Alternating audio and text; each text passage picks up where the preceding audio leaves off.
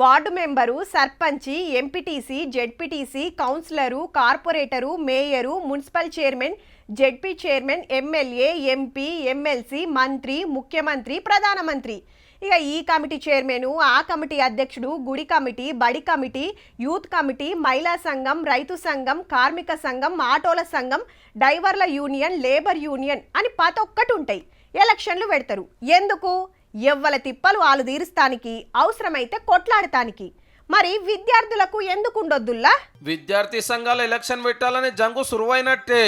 ఉస్మానియా, కాకతీయ, తెలంగాణ, శాతవాహన, మహాత్మా గాంధీ అన్ని యూనివర్సిటీలలో ఇదే డిమాండ్.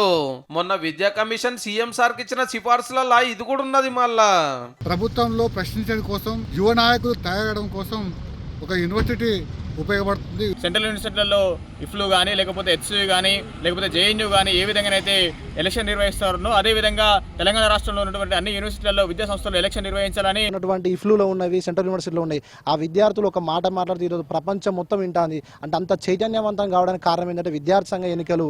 యూనివర్సిటీలలో బొచ్చడి సంఘాలు ఉన్నాయి. పార్టీకో జెండా ఉంటది.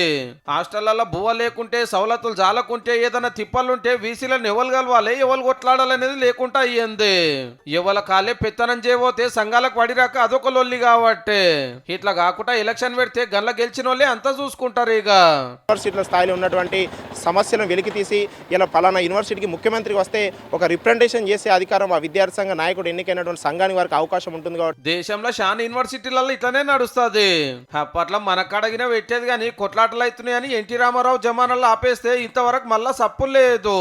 ఆ గొడవలు కూడా అది ఘర్షణ, రెండు వర్గాల మధ్య, రెండు సిద్ధాంతాల మధ్యలో ఘర్షణ మాత్రమే చూడాలి తప్పితే అవి వ్యక్తిగత గొడవల మార్గంగా చూడొద్దని చెప్పేసి. అత్యంత సమస్యాత్మకమైన ప్రాంతాలు ఉన్న ప్రదేశాలలో కూడా మీరు అసెంబ్లీ ఎన్నికలు నిర్వహిస్తా ఉన్నారు, పార్లమెంట్ ఎన్నికలు నిర్వహిస్తా ఉన్నారు. తెలంగాణ రాష్ట్రం వచ్చినాక విద్యార్థి సంఘాలు ఓట్లు పెట్టాలని ఎన్నో మాట్లాడినా ఎవరు పట్టించుకోలే. ఇప్పుడు విద్యా commission chairman Akunuru Murali sir ముచ్చట ముంగటికి తెచ్చిండు అన్నట్టు. పివి నరసింహారావు కావచ్చు, జయపాల్ రెడ్డి కావచ్చు, ఎంతో మంది ఉస్మాన్ యూనివర్సిటీ ఎంతో మేధావులను అందించిన ఈ యొక్క ఎన్నికలు నిర్వహించడం వల్ల కొత్త నాయకత్వం తయారవుతుంది.